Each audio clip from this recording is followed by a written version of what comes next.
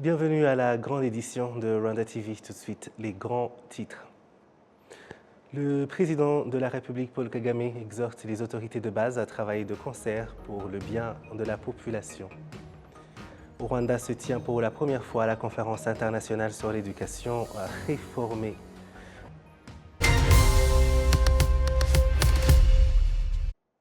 Encore une fois, bienvenue chers téléspectateurs de la télévision rwandaise. Je suis David Carmel Ingabire et c'est une joie de vous retrouver. Je vous le disais en titre, le président de la République, Paul Kagame, exhorte les autorités de base à travailler de concert pour le bien de la population. Le président de la République s'exprimait ce mardi à Kigali devant plus de 2000 secrétaires exécutifs de cellules du pays. Les détails avec Jean Damascène Manichine.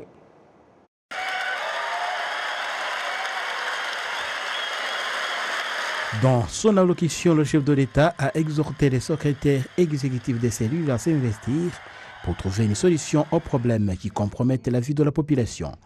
Il a cité un exemple, la lutte contre la malnutrition et l'abandon scolaire qui s'observent encore aujourd'hui dans le pays. Le président Kagame a mis un accent sur la collaboration qui doit caractériser les autorités à tous les niveaux.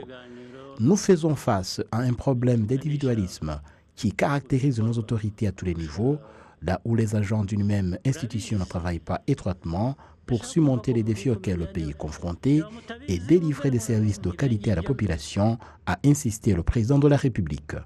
De telles attitudes, a-t-il poursuivi, compromettent le développement de notre pays et nuisent à la vision de notre pays. Parlant de la vie socio-économique, le président Kagame a rappelé que les autorités sont mises en place pour faciliter la tâche à la population dans divers domaines de la vie nationale. Le chef de l'État a insisté sur l'efficience qui doit être l'objectif de tout un chacun.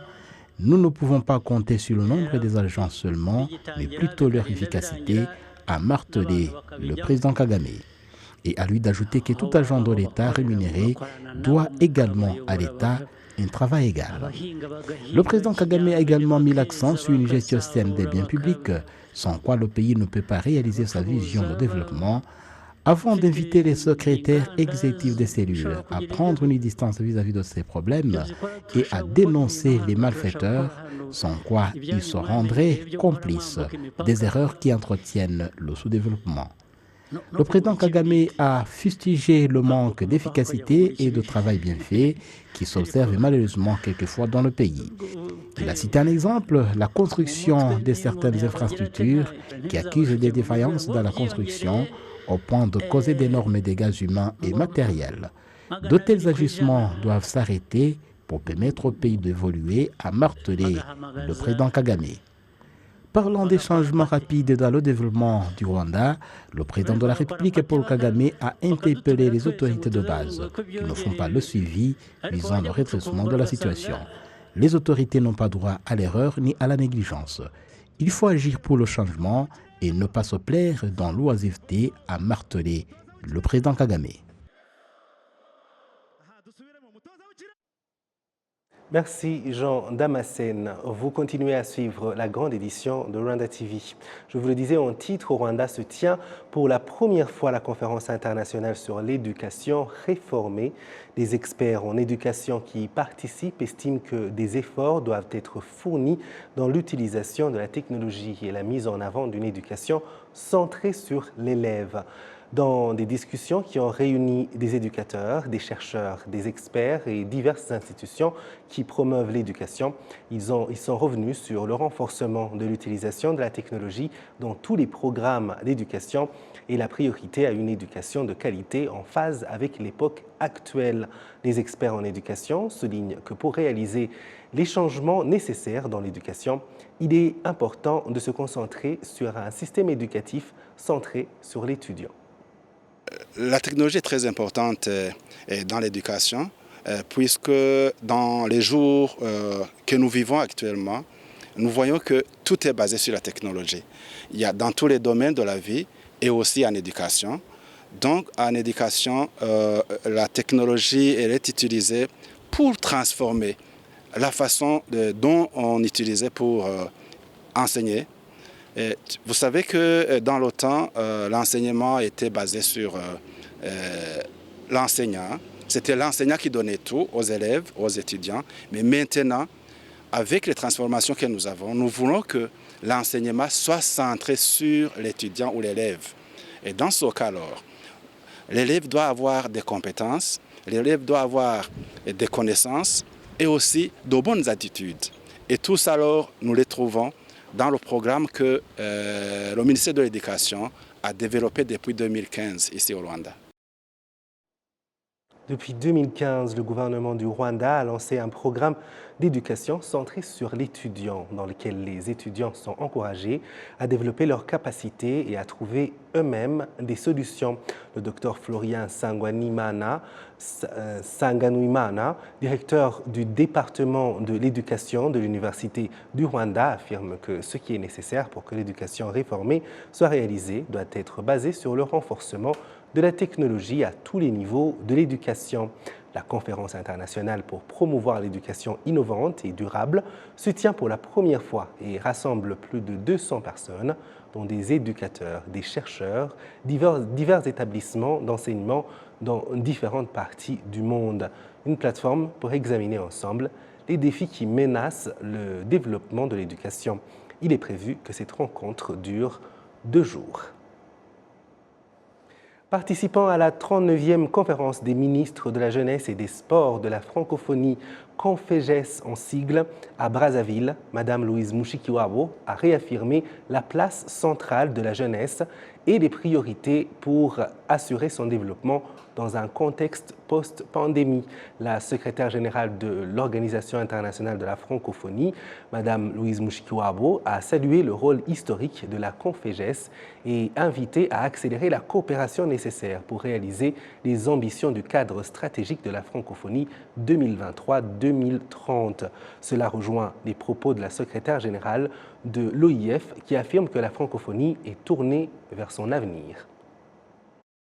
Quand je suis arrivée en 2019, étaient de bons programmes éparpillés un peu partout, des petits projets pilotes dans différents domaines de l'OIF, un petit peu sur l'éducation, un petit peu sur la culture, un petit peu sur le numérique, un petit peu, beaucoup sur la politique.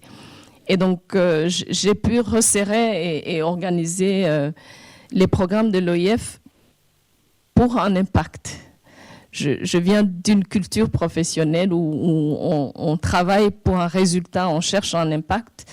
Et donc ça, c'est désormais chose faite.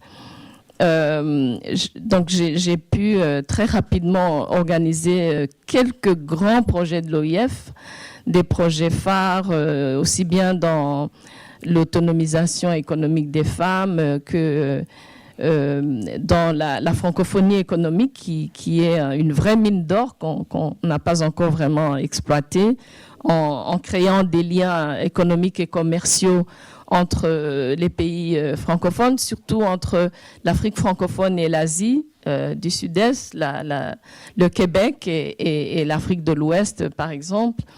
Et ça, c'était vraiment, pour moi, ça redéfinit l'OIF comme une organisation qui n'est pas juste là, mais qui veut avoir un impact sur les citoyens.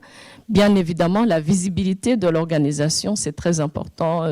Une organisation internationale aujourd'hui doit avoir de l'influence. Et donc, je me suis impliquée aux côtés de nos partenaires, notamment pendant toute la période de Covid, avec l'OMS, avec l'Union africaine, avec l'Union européenne.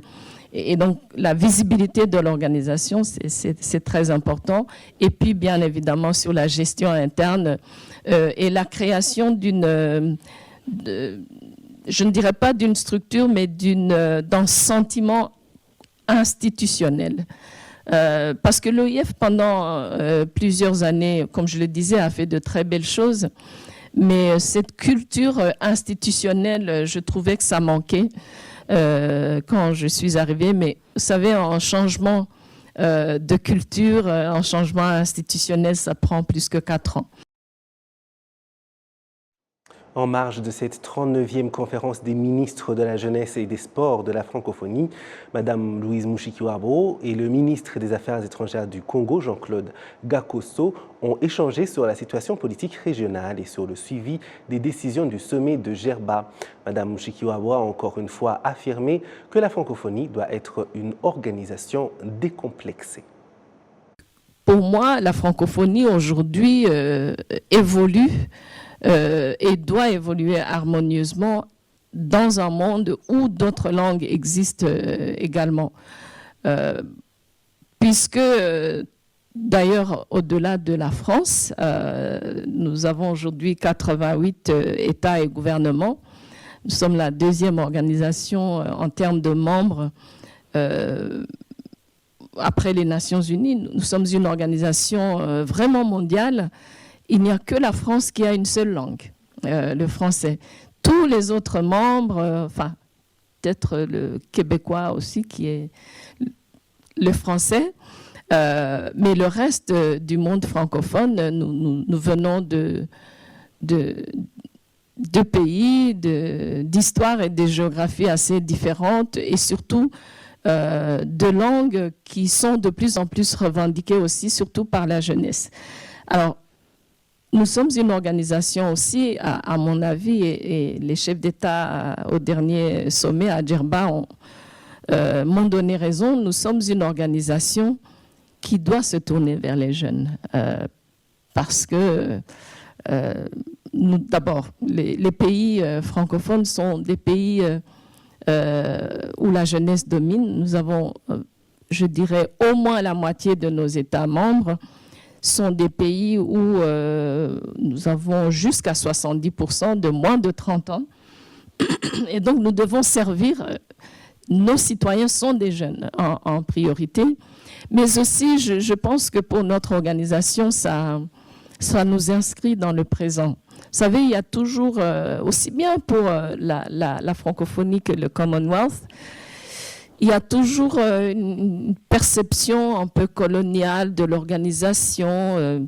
Moi, on m'a posé plusieurs fois la question, pourquoi vous quittez un poste aussi important pour aller à la francophonie, qui a un truc du passé, etc.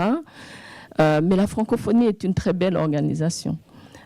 Qui, à mon avis, pendant longtemps a été sous-estimée ou qui ne s'est pas assez vendue, si je peux m'exprimer ainsi.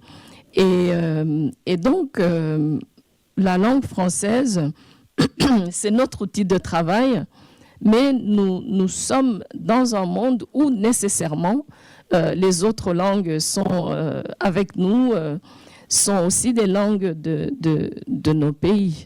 Et je pense que moi, personnellement, j'incarne aussi cette francophonie, comme je le dis souvent, très décomplexée, où j'ai mon identité francophone, mais j'ai d'autres identités aussi, et il n'y a pas nécessairement de conflit.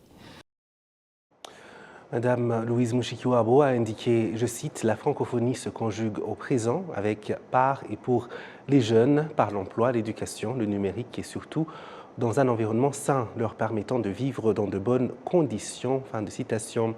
Elle a ajouté, je cite, « La jeunesse africaine doit devenir mondialisée, mais également rester ancrée dans sa culture. » Fin de citation.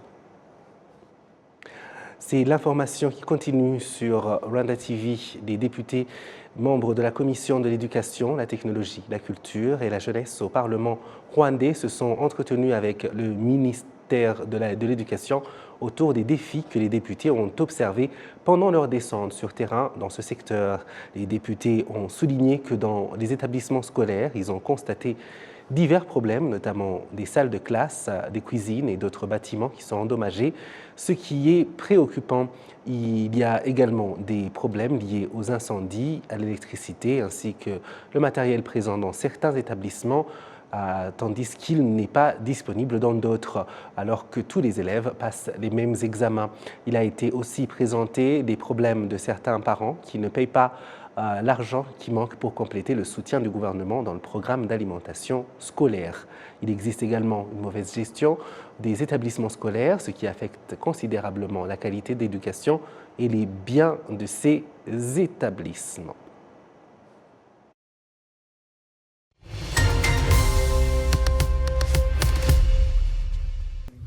Là, c'est tout pour ce journal. Merci de nous avoir suivis. Je remercie toute l'équipe qui m'a aidé à le préparer. Au plaisir de très bientôt vous retrouver.